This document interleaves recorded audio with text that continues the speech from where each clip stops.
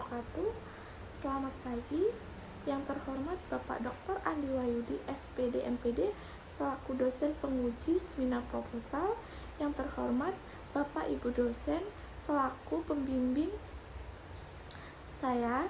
Yang terhormat teman-teman Prodi PGSD serta seluruh mahasiswa Universitas Alma Ata. Sebelumnya, perkenalkan diri, saya Aprizia Tri Astuti dengan NIM 2013000214 Universitas Alma Ata, program studi pendidikan guru sekolah dasar.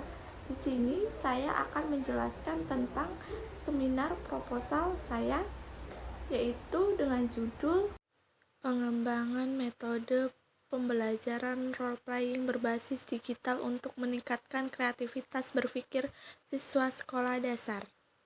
Baik, untuk yang selanjutnya yaitu kita akan mulai pembahasan dari bab 1, bab 2, dan bab 3.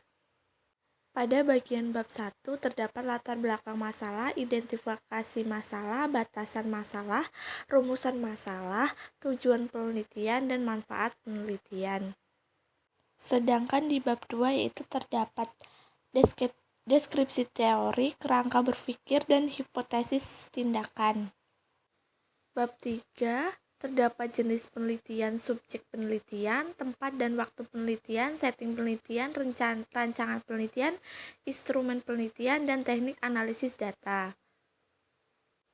Oke, yang pertama ada latar belakang masalah. Di sini saya akan menjelaskan tentang latar belakang. Metode pembelajaran model role-playing merupakan salah satu model yang dapat menjadikan siswa aktif, mandiri, dan menyenangkan, dan mampu membentuk kerjasama yang baik antara guru dan siswa, antara siswa dengan siswa yang lain.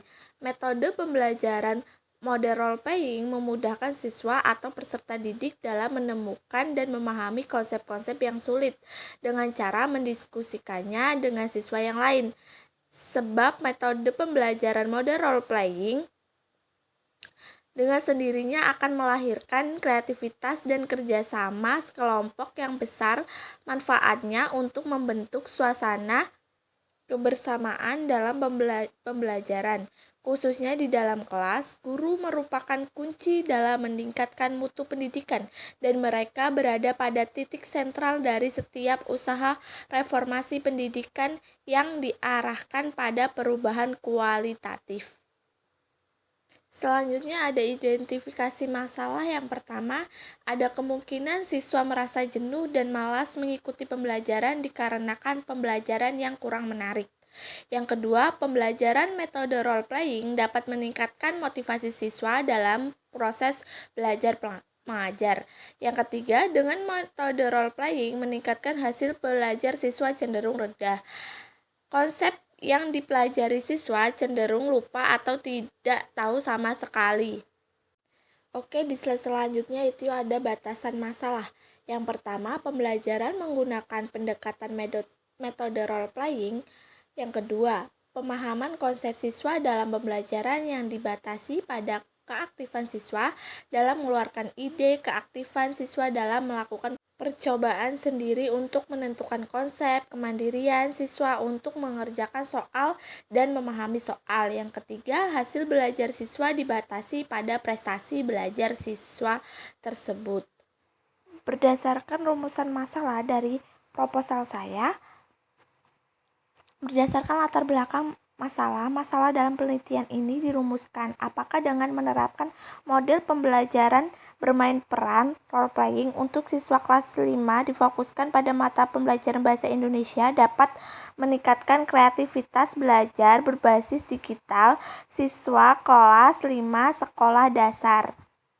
Adapun tujuan penelitian yaitu untuk meningkatkan hasil belajar dengan menerapkan model bermain peran role-playing siswa kelas 5 sekolah dasar. Adapun manfaat penelitian yaitu bagi siswa-siswa dapat meningkatkan hasil belajar siswa dalam pembelajaran dengan menggunakan model bermain peran role playing. Yang kedua, bagi guru dapat memperbaiki pembelajaran yang dikelolanya dan mendorong guru untuk berkembang secara profesional. Baik, selanjutnya kita masuk ke bab 2 yaitu deskripsi teori. Pertama, hasil belajar. Hasil belajar merupakan hasil dari perubahan tingkah laku yang diperoleh oleh individu sebagai tujuan dari perbuatan belajar yang dilakukannya. Hasil belajar itu meliputi semua aspek perilaku, aspek kognitif, efektif, dan psikomotor. Hasil belajar itu sangat penting dalam pembelajaran karena dengan adanya hasil belajar, seorang guru dapat mengetahui sejauh mana siswa memahami materi yang telah disampaikan oleh guru. Apabila hasil belajar siswa meningkat, berarti tujuan pembelajaran sudah tercapai. Begitupun sebaliknya, apabila hasil belajar siswa belum meningkat, berarti hasil pembelajaran belum tercapai. Oke, untuk yang selanjutnya yaitu yang kedua, faktor yang mempengaruhi hasil belajar. Faktor-faktor yang dapat mempengaruhi hasil belajar siswa itu dapat dibedakan menjadi dua jenis, yaitu faktor yang berasal dari sumber dalam diri manusia yang sedang belajar yang disebut faktor internal, dan faktor yang bersumber dari luar manusia yang sedang belajar yang disebut faktor eksternal. Nah, yang ketiga yaitu bermain peran atau role playing. Model role playing adalah cara penguasaan bahan-bahan pelajaran melalui pengembangan imajinasi dan penghayatan siswa. Permainan ini pada umumnya dilakukan lebih dari satu orang atau berkelompok, bergantung pada apa yang diperankannya. Role playing merupakan suatu mode pembelajaran yang mengajak siswa untuk terlibat langsung dalam pembelajaran. Penguasaan bahan pembelajaran berdasarkan pada kreativitas serta ekspresi siswa dalam meluapkan imajinasi terkait dengan bahan pembelajarannya yang ia dalami tanpa adanya keterbatasan kata dan gerak. Misalnya, bermain peran dalam dongeng dan sebagainya. Oke, yang selanjutnya kurikulum K13. Kurikulum K13 atau yang lebih mudah disebut dengan K13 melalui pengembangan yang berbasis karakter dan kompetensi yang dapat menghasilkan insan yang produktif, kreatif, dan inovatif dan berkarakter. Terdapat 3 landasan pengembangan kurikulum K13, yaitu landasan filosofis berdasarkan pada pertimbangan filosofisnya, landasan yuridis untuk mengetahui landasan hukum dari kurikulum 13, landasan konseptual untuk mengetahui bagaimana kurikulum 2013 jelas secara konsep.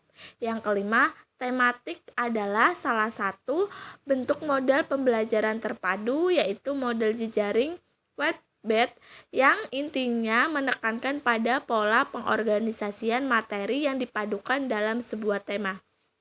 Yang selanjutnya ada kerangka berpikir.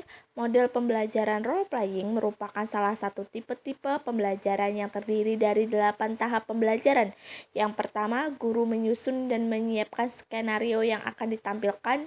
Yang kedua, guru menunjukkan beberapa siswa untuk mempelajari skenario yang sudah disiapkan dalam waktu beberapa hari sebelum KBM. Yang ketiga, guru membentuk kelompok siswa yang anggotanya 5 orang. Yang keempat, guru memberikan penjelasan tentang kompetensi yang ingin dicapai. Yang kelima, guru memanggil para siswa yang sudah ditunjuk untuk melakonkan skenario yang sudah dipersiapkan. Yang keenam, masing-masing siswa berada dalam kelompoknya sambil mengamati skenario yang sedang diperagakan. Yang ketujuh, setelah selesai ditampilkan, setiap siswa diberi LKS untuk pembahasan. Yang kedelapan, masing-masing kelompok menyampaikan hasil kesimpulannya. Yang kesembilan, guru memberikan kesimpulan secara umum, 10 evaluasi, dan 11 yaitu penutup. Adapun hipotesis tindakan yaitu dari teori-teori yang telah dikemukakan, maka sebelumnya dilakukan penelitian dirumuskan terlebih dahulu hipotesis tindakan sebagai dugaan awal penelitian, yaitu pembelajaran dengan menerapkan metode bermain peran role playing dapat meningkatkan hasil belajar siswa pada tema 7 peristiwa dalam kehidupan kita. Subtema 2 difokuskan pada mata pembelajaran bahasa Indonesia siswa kelas 5 di SD Negeri 2 Kota Gajah, Lampung Tengah.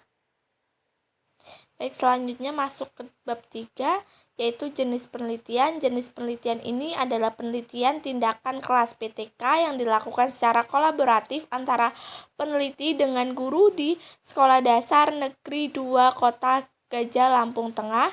Yang kedua, subjek dan objek penelitian. Subjek penelitian ini adalah siswa-siswi kelas 5 SD Negeri 2 Kota Gajah, Lampung Tengah, dan objek penelitian ini adalah keseluruhan kegiatan guru dan siswa dalam proses pembelajaran dengan penerapan model pembelajaran, yaitu bermain peran atau role playing.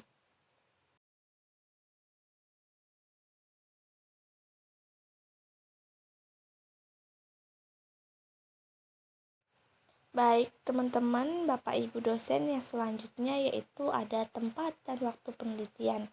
Penelitian ini dilaksanakan di kelas 5 Sekolah Dasar Negeri 2 Kota Gajah, Lampung Tengah, yaitu yang berada di Provinsi Lampung.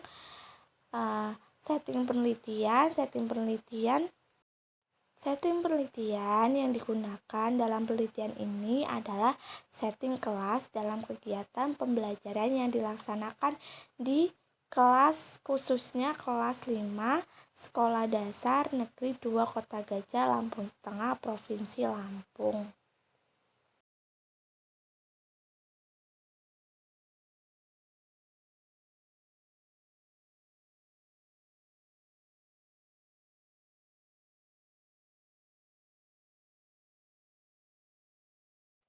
Sedangkan teknik analisis data yang saya lakukan yaitu data yang saya peroleh dalam penelitian ini berupa lembar observasi, proses pembelajaran, hasil wawancara dengan guru, serta hasil tes belajar. Analisis data yang digunakan dalam penelitian ini adalah dengan menelaah hasil sumber tersebut.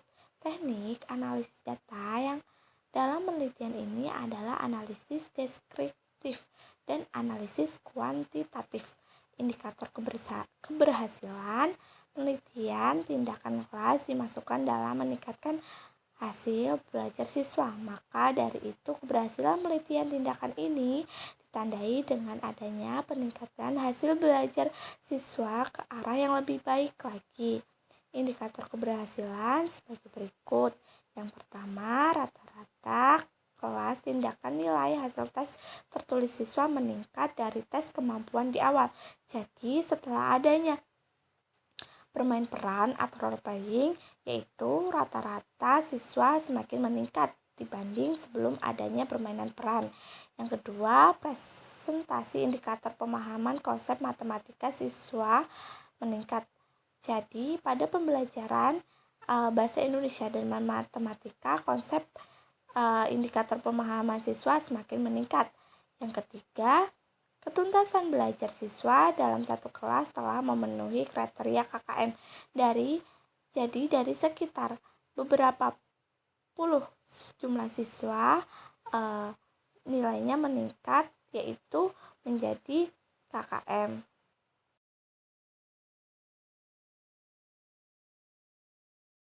Sekian seminar proposal dari saya. Apabila ada yang perlu ditanyakan atau apabila Bapak Ibu dosen penguji khususnya dan Bapak Ibu dosen pembimbing ada yang perlu dipertanyakan atau teman-teman silahkan dipertanyakan. Sebelumnya, apabila ada kesalahan dalam perkataan atau salah kata dalam menyampaikan seminar proposal pada pagi hari ini, saya mohon maaf kepada teman-teman, kepada Bapak Ibu dosen penguji. Saya mohon maaf, kepada Allah saya mohon ampun. Saya akhiri, wabillahi taufiq wal hidayah. Wassalamualaikum warahmatullahi wabarakatuh. Terima kasih semuanya.